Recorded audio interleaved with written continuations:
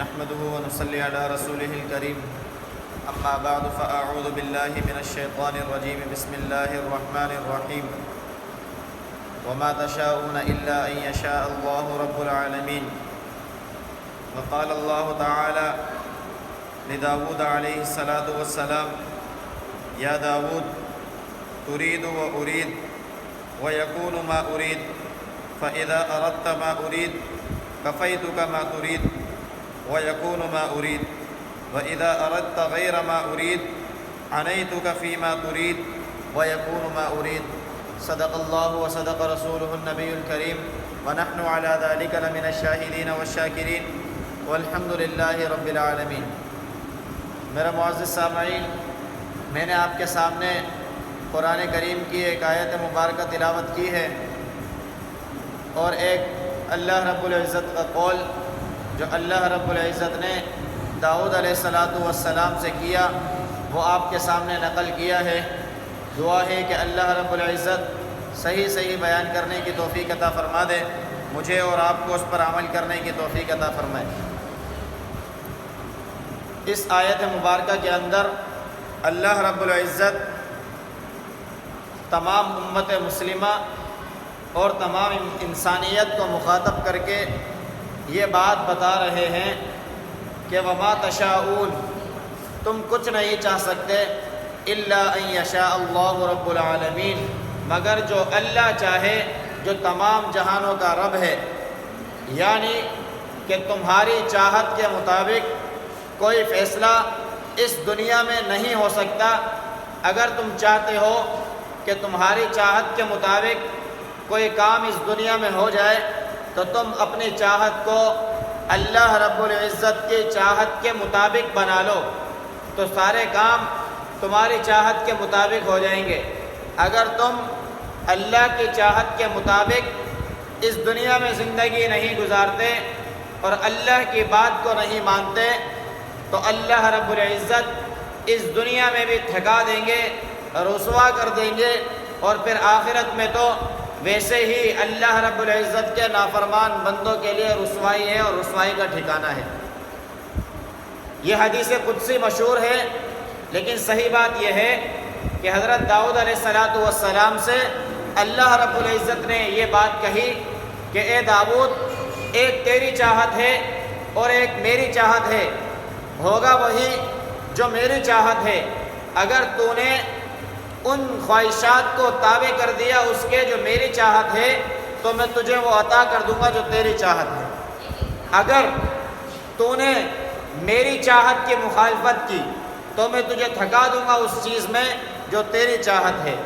یہ حدیث قدسی تو نہیں ہے، البتہ داؤد علیہ السلام سے اللہ رب العزت کا قول ہے. حدیث قدسی کی تو تعریف یہ ہے کہ جو اللہ رب العزت نبی علیہ السلام سے کہیں اور نبی علیہ السلام امت کو بتائیں.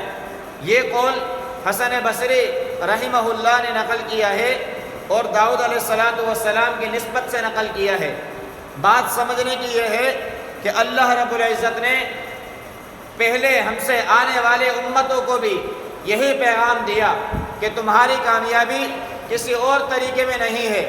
تم اگر اپنی دنیا کامیاب بنانا چاہتے ہو یا آخرت کامیاب بنانا چاہتے ہو یا دنیا کے کسی بھی شعبے کے اندر کامیابی چاہتے ہو، چاہے اپنی دفتری زندگی کے اندر ہو، چاہے اپنی کیبن والی زندگی کے اندر ہو، چاہے اپنی گھریلو زندگی کے اندر ہو، چاہے اپنی معاشرتی زندگی کے اندر ہو، چاہے اپنے پڑوسی اور محلے داری والی زندگی کے اندر ہو، چاہے اپنے دوستوں کے ساتھ میل میلاپ والی زندگی کے اندر ہو، چاہے نوکری پیشہ ہو تو اس نوکری والی زندگی کے اندر تم کامیابی چاہتے ہو تو کامیابی تمہیں تمہاری منشا کے مطابق نہیں ملے گی. کامیابی تمہیں ملے گی جب تم اپنی چاہت کو اللہ کی چاہت کے مطابق کر لو گے کہ جو اللہ کہتا ہے اس طریقے کو اپنا لو تو اللہ تمہیں تمہارے من کی خواہش بھی پوری کر کے دے دیں گے. اگر ہم یہ سمجھے کہ اللہ رب العزت کے طریقے کو اختیار کرنا مشکل ہے اور اللہ کے حکم کے کہے کے مطابق اپنی زبان سے حق اور سچ بات بولنا یہ مشکل نظر آتا ہے، اور اگر حق اور سچ بات بول دی تو مجھ سے فلاں چیز چھن جائے گی، فلاں افسر کی نظر میں گر جاؤں گا، فلاں محلے والے اور پڑوسی کی نظر میں گر جاؤں گا، اپنے بچوں اور بیوی کی نظر میں گر جاؤں گا، تو یہ بات یاد رکھیں کہ اللہ رب العزت نے پہلے بھی میں نے آپ کو ایک حدیث سنائی کہ اگر آپ لوگوں کو خوش کرنے کے لیے کوئی عمل کریں گے تو وہ لوگ تو خوش نہیں ہوں گے، البتہ وہ لوگ اللہ رب العزت انہی لوگوں کو میرے اور آپ پر مسلط فرما دیں گے کہ جن کو ہم خوش کرنا چاہتے ہیں۔ اگر ہم اللہ کے منشا کے مطابق عمل کریں اور اگرچہ وہ لوگ خوش نہ ہوں، آپ کے عمل سے وہ لوگ ناراض ہوں، لیکن اللہ ان کے دل میں یہ بات ڈال دیں گے کہ اس نے میری وجہ سے یہ عمل کیا تو تم میری مخلوق ہو، لہٰذا اس سے راضی ہو جاؤ، تو اللہ ان کو راضی فرما دیں گے۔ یہی اس حدیث کے اندر جو قول میں نے آپ سے نقل کیا اس میں بھی یہی بات ہے کہ آپ اپنے قول، اپنے فعل، اپنے عمل، اپنی زندگی کو اللہ کے کہے کے مطابق بنا دو، چاہے تمہاری جان پر بنائے، چاہے تمہارا سب کچھ جانے کے قریب ہو جائے، لیکن اللہ رب العزت تمہیں تنگ نہیں ہونے دیں گے، تمہیں تنہا نہیں چھوڑیں گے، اللہ تمہیں رسوا ہونے نہیں دیں گے۔ کیوں؟ کیونکہ اللہ رب العزت نے یہ وعدہ کیا ہے، اللہ نے یہ بات بتائی ہے کہ جب تم اپنی منشا کو، اپنی چاہت کو، اپنی من چاہی باتوں کو میری خواہشات کے مطابق بنا دو گے، یعنی جیسے اللہ کا حکم ہے، جیسے نبی علیہ الصلوۃ والسلام نے بتایا، جیسے صحابہ نے کر کے دکھایا، اس کے مطابق لے آئیں گے تو میری آپ کی کامیابی بن جائے گی اور اللہ ہمیں کامیابی عطا فرما دیں گے۔ اللہ تو وہ ذات ہیں کہ اللہ رب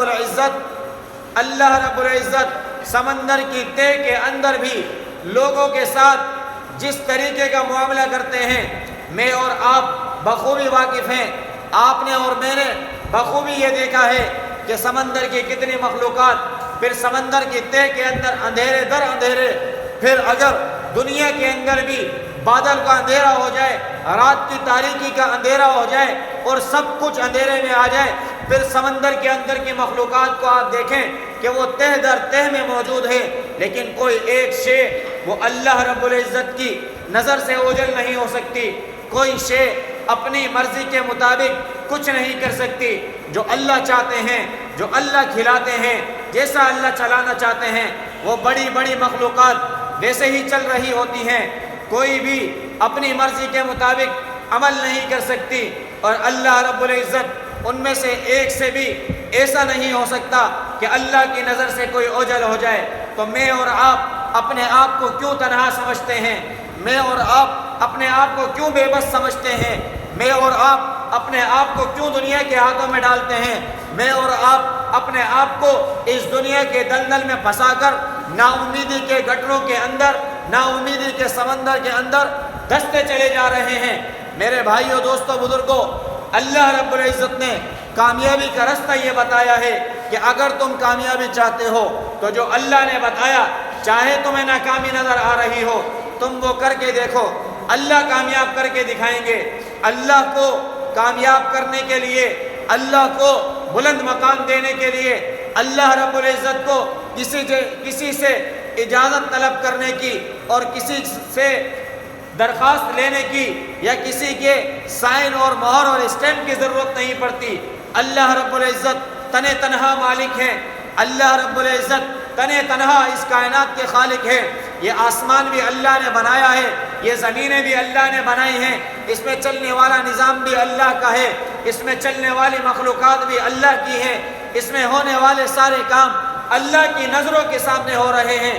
کہ نوح علیہ السلام جب کشتی کے اندر تمام مخلوقات کو اللہ کے حکم سے ڈالا، پھر انسانیت کو جو ایمان لانے والے لوگ تھے کشتی میں ڈال دیا، تو اس طوفان کے اندر، اس بارش کے اندر، جہاں زمین بھی پانی اگل رہی تھی، آسمان بھی پانی اگل رہا تھا، کوئی اور دیکھنے والا نہ تھا، کیا اللہ نے فرمایا؟ تجری بِأَعْيُنِنَا، کہ نوح علیہ السلام کی کشتی ہماری نظروں میں چل رہی تھی، ہماری نگرانی میں چل رہی تھی، تو وہ طوفان نوح علیہ السلام کی کشتی کو نقصان نہ پہنچا سکا۔ آج میں اور آپ اس دنیا کے طوفان کے اندر اگر اپنے آپ کو پستا ہوا دیکھتے ہیں، اپنے آپ کو ناکامی کی طرف جاتا ہوا دیکھتے ہیں، تو میں اور آپ اللہ رب العزت کے طریقوں پر آنے کی وجہ سے ناکام نہیں ہو سکتے۔ میرے اور آپ کی ناکامی جو ہے وہ آج اللہ اور اللہ کے رسول کے احکام اور طریقوں کو چھوڑنے کی وجہ سے ہے کہ میرے گھر میں، میرے اہل و عیال میں، میرے ملنے جلنے والوں میں اخلاق نظر نہیں آتے، قرآن کے احکام نظر نہیں آتے، احادیث اور نبی علیہ السلام کی سیرت نظر نہیں آتی، میرے اور آپ کی زبان پر اللہ اور اللہ کے رسول کے اقوال نظر نہیں آتے، میرے اور آپ کی زبان اللہ اور اللہ کے رسول کے کہے کے مطابق نہیں چلتی، میرے اور آپ کے دل اللہ اور اللہ کے رسول کے کہے کے مطابق سوچ اور فکر پیدا نہیں کرتا۔ یہ اور میری اور آپ کی ناکامی کی وجہ ہے۔ میرے اور آپ کی ناکامی کی وجہ ہرگز یہ نہیں ہو سکتی کہ ہم اللہ کے دین پر آئے ہیں۔ اللہ کے دین پر آنے والا ہر شخص، اللہ کے دین کی رسی کو پکڑنے والا ہر شخص، اللہ کے دین کے کنارے کو بھی تھامنے والا کوئی شخص اگر ہے تو اللہ اس کو کامیاب کر کے دکھاتے ہیں۔ میں نے اور آپ نے نہیں دیکھا کہ نبی علیہ السلام کو اللہ رب العزت نے کس زمانے میں مبعوث فرمایا کہ کفار کے زمانے میں ان کے ایسے ظلم اور ستم کا دورہ تھا کہ جہاں وہ جیسے چاہتے زندگی گزار لیتے۔ عیسائیت کو دیکھیں، جیسے چاہتے اپنے حکم چلاتے، یہودیت کو دیکھیں، جیسے چاہتے اپنے حکم چلاتے، عورتوں کے حقوق کو پامال کرتے۔ اللہ رب العزت نے نبی علیہ السلام کی ایک ہستی، ایک ذات کو بھیج کر، قرآن کریم کے صورت میں احکامات کو بھیج کر اس دنیا کے اندر دین کو منور فرمایا، اس جہان میں، اس جگہ میں، اس علاقے میں کہ جہاں پر ایک ایک بات کے اوپر، ایک ایک چیز کے اوپر زمانوں لڑائیاں چلتی تھی، ہستیاں مٹ جاتی، صدیاں گزر جاتی، لڑائیاں ختم نہ ہوتی۔ میرے نبی نے کام کیا، میرے نبی نے اخلاق دکھائے، میرے نبی نے قرآن سے واقف کرایا، میرے نبی نے اپنی سیرت سے واقف کرایا کہ یہ میں اللہ کا پیغمبر ہوں، میں اللہ کے نبی، میں اللہ کا نبی، اللہ کا قرآن تمہیں سناتا ہوں، اللہ کے احکام تمہیں سناتا ہوں۔ اس پر اگر آ جاؤ گے تو تم کامیاب ہو جاؤ گے۔ مجھے بتائیں کہ اللہ کے نبی کے مخالف کھڑے ہونے والا کوئی شخص کیا کوئی کامیاب ہوا؟ کیا کسی نے کامیابی کا منہ دیکھا؟ وقتی طور پر تو نظر آئے، لیکن اللہ نے ہر ایک کو نیست و نابود فرمایا، ہر ایک کو مٹا کر دکھایا۔ کون ہے جو آج اپنے بیٹے کا نام ابو لہب رکھے؟ کون ہے جو اپنے بیٹے کا نام ابو جہل رکھے؟ کون ہے جو اپنے بیٹے کا نام عتبہ اور شیبہ رکھے؟ کون ہے جو نبی کے مقابلے میں آنے والے فرعون، نمرود، حامان، شداد کا نام اپنے بیٹوں کے نام رکھے؟ ہو نہیں سکتا۔ اللہ رب العزت نے کامیاب ان لوگوں کو کر کے دکھایا، ان لوگوں کے ناموں کو زندہ کر کے دکھایا، ان لوگوں کے ناموں کو عزت دلائی جن لوگوں نے اللہ کے دین کو تھاما، جن لوگوں نے اللہ کے دین کے احکامات کو صحیح طریقے سے اس دنیا میں پھیلا کر دکھا دیا۔ موسیٰ علیہ السلام، عیسیٰ علیہ السلام، ابراہیم علیہ السلام، اور اگر صحابہ میں آ جائیں تو عمر بن خطاب رضی اللہ تعالی عنہ، صدیق اکبر رضی اللہ عنہ، علی رضی اللہ تعالی عنہ کرم اللہ وجہہ، کہ یہ وہ لوگ ہیں کہ جنہوں نے اللہ کے دین پر چل کر دکھایا، اللہ کے دین کو دنیا میں پھیلا کر دکھایا کہ آج بھی ہماری اولادیں، ہمارے بچے، ہمارے ملنے جلنے والے اپنے اولادوں کے نام رکھ رہے ہیں، اپنی اولاد کو ان کی سیرت سے واقف کرا رہے ہیں۔ یہ ہے دین، یہ ہے دین اسلام، یہ ہے اللہ کی چاہت، یہ ہے نبی کی چاہت کہ جو اس پر چلا وہ کامیاب ہوا، جو اس کے سامنے کھڑا ہوا، اس کے مخالف سمت میں آیا، اس کے کہے کے مطابق اپنی زندگی کو نہ ڈھالا، وہ ناکام ہوا، نامراد ہوا۔ آج بھی وہی دور ہے، وہی طریقہ ہے، وہی قرآن ہے، وہی نبی کی سیرت ہے، وہی صحابہ کے آثار ہیں۔ اگر میں اور آپ بھی اپنی کامیابی چاہتے ہیں تو وہ یہیں سے مل سکتی ہے، انہی طریقوں میں مل سکتی ہے۔ یہی قرآن ہمیں بلند کر سکتا ہے، یہی قرآن ہمیں کامیابی دلا سکتا ہے۔ اس کے علاوہ کوئی دوسرا راستہ ہمیں کامیابی کی طرف نہیں لے جا سکتا۔ تو میرے بھائیو، دوستو، بزرگوں، میں اور آپ بھی اگر کامیاب ہونا چاہتے ہیں تو اس قرآن کو تھام لیں، اللہ کے نبی کے اخلاق کو تھام لیں، اللہ کے نبی کی سیرت اور صحابہ اکرام رضوان اللہ تعالی علیہم اجمعین کے آثار کو تھام لیں تو میں اور آپ بھی آج کامیاب ہو سکتے ہیں۔ دعا ہے کہ اللہ رب العزت خود مجھے بھی اس دنیا میں اور آخرت کی کامیابی والی زندگی عطا فرمائے، آپ تمام میں سے ہر ایک کو بھی عطا فرما دے۔ وآخر دعوانا ان الحمد للہ رب العالمین۔ الحمد للہ رب العالمین والعاقبۃ للمتقین والصلاۃ والسلام علی سید الانبیاء والمرسلین اللہم انت السلام و منک السلام تبارک یا ذا الجلال والاکرام۔ اللہ کریم ہمارا یہاں بیٹھنا اپنی بارگاہ عالیہ میں قبول فرما۔ اللہ کریم قرآن اور احادیث کو سننا سنانا اپنی بارگاہ عالیہ میں قبول فرما۔ اللہ کریم مسلمانوں کی مدد اور نصرت فرما۔ اللہ کریم فلسطین کے مسلمانوں کی مدد فرما۔ اللہ کریم قبلہ اول بیت المقدس کی حفاظت فرما۔ اللہ کریم حرمین شریفین کی حفاظت فرما۔ اللہ کریم ملک پاکستان کی حفاظت فرما۔ اللہ کریم اس کی معیشت کو بہتر بنا۔ اللہ کریم اچھے حکمران ہم سب کو عطا فرما۔ اللہ اچھے اعمال کرنے کی ہم سب کو توفیق عطا فرما۔ اللہ کریم ڈاکٹر عافیہ صدیقی کو رہائی نصیب فرما۔ اللہ کریم جہاں جہاں مسلمان پریشان حال ہیں، بیمار ہیں، مصیبت زدہ ہیں، تکلیفوں میں ہیں، اللہ تمام بیماریوں کو، پریشانیوں کو، مصیبتوں کو، تکالیف کو دور فرما۔ اللہ کریم جتنے بے روزگار ہیں یا اللہ تمام کو حلال طیب روزگار عطا فرما۔ یا اللہ جتنے رشتوں کے یا اللہ ضرورت مند ہیں یا اللہ تمام کو اچھے رشتے نصیب فرما۔ یا اللہ جتنے یا اللہ بے اولاد ہیں تمام کو نیک صالح فرما بردار اولاد عطا فرما۔ یا اللہ کریم جتنے پیارے ہمارے اس دنیا سے چلے گئے یا اللہ سب کی کامل بخشش فرما۔ اللہم رب ارحمہما کما ربیانی صغیرا۔ صلی اللہ تعالی علی رسول خیر خلقہ محمد وعلی آلہ واصحابہ اجمعین۔